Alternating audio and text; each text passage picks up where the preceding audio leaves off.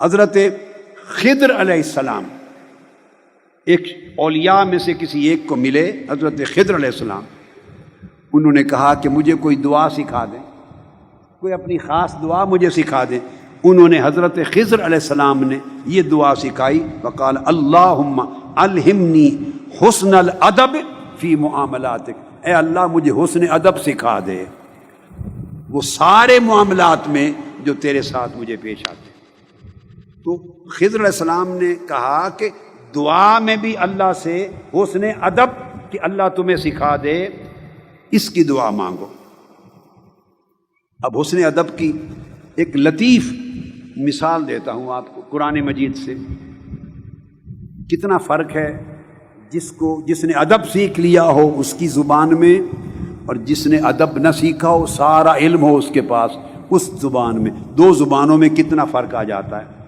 حضرت ابو علی الدقاق رضی اللہ تعالیٰ عنہ اس بات کو بیان فرماتے ہیں کہ سیدنا ایوب علیہ السلام کو جب بہت تکلیف آئی، اور اتنی شدت کی تکلیف آئی کہ درد کی وجہ سے جسم کے انگ انگ سے ٹھیسیں اٹھتی تھیں، درد کی لہریں اٹھتی تھیں اور شدت کی درد ہوتی تھی.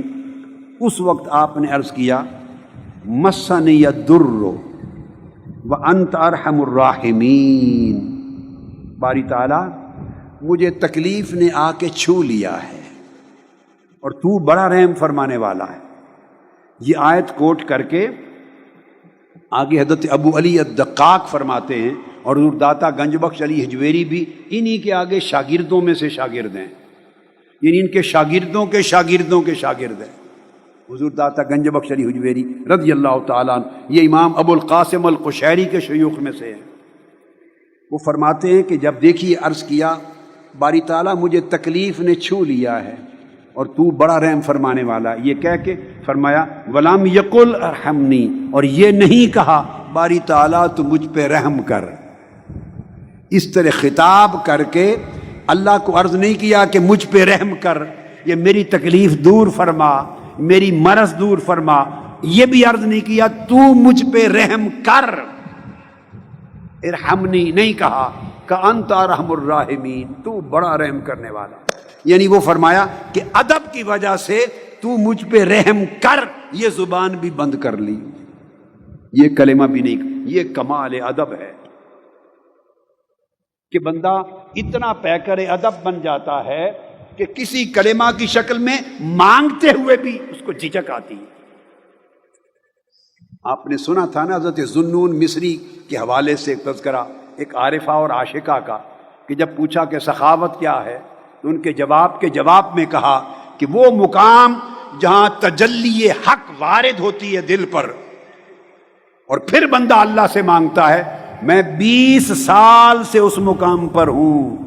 جب تجلیات وارد ہوتی ہیں دل ارادہ کرتا ہے کچھ مانگ لوں، مگر ادب کی وجہ سے شرم آتی ہے کہ مولا سے مانگوں کہیں وہ یہ نہ کہے کہ تو بھی اس مزدور کی طرح ہے جو اجرت مانگتا ہے. اجرت مانگتا بھی کمال ادب کے منافی ہے. اس لیے ایسے اولیاء ہوئے جو صرف اس کو یاد کرتے کچھ مانگنے کی بجائے.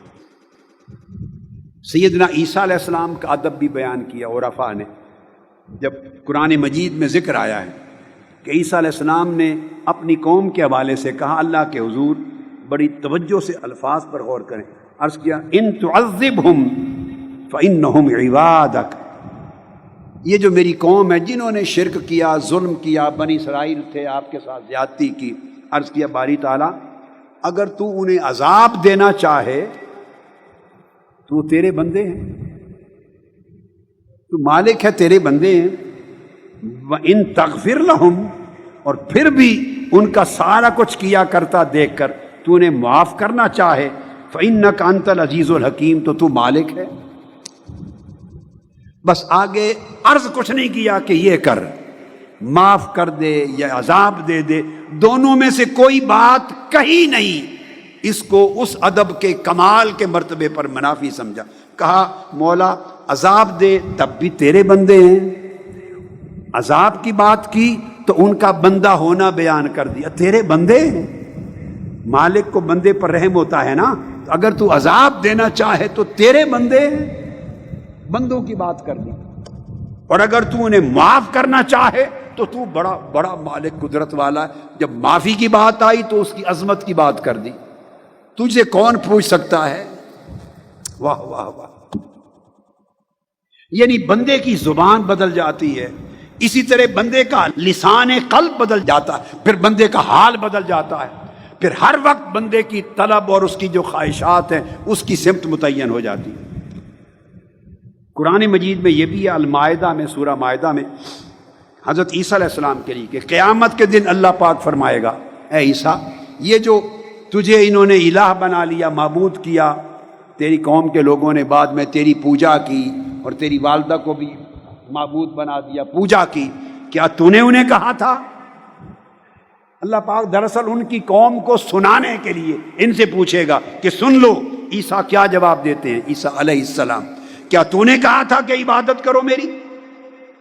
اب جواب کیا بنتا ہے؟ جواب بنتا ہے کہ نہیں مولا، میں نے تو، بولیے، میں نے نہیں کہا تھا. یہی جواب بنتا ہے نا. بندہ اللہ کے حضور اپنی صفائی پیش کر رہا ہے، اس مقام پر عرض کرتے ہیں ان کنت قلتہ فقد علمتہ. باری تعالیٰ اگر میں نے ان کو کوئی ایسی بات کی ہے تو تجھ سے بہتر کون جانتا ہے. اپنی صفائی میں کلمہ نہیں کہا، یہ نہیں کہا کہ نہیں میں نے نہیں کہا، یہ نہیں کہا کہ میں نے نہیں کہا، اپنی صفائی میں جملہ نہیں بولا. معلوم نہیں تو شاک دیکھتے ہیں کہ معلوم نہیں یار کا منشا کیا ہے، معلوم نہیں یار کا منشا کیا ہے. میں یہ کہوں اس کا منشا کچھ اور ہو، ادھر کی دوسری بات کر دو اس کا منشا کچھ اور ہو. عرض کیا ان کنت قلتہ فقد علمتہ، اگر میں نے ان سے کہا تو باری تعالیٰ تجھ سے بہتر کون جانتا ہے. مقصد بات کا یہ ہے کہ یہ ادب، یہ ایمان کا حسن ہے، ایمان کا کمال ہے. اسی سے معرفت نصیب ہوتی ہے.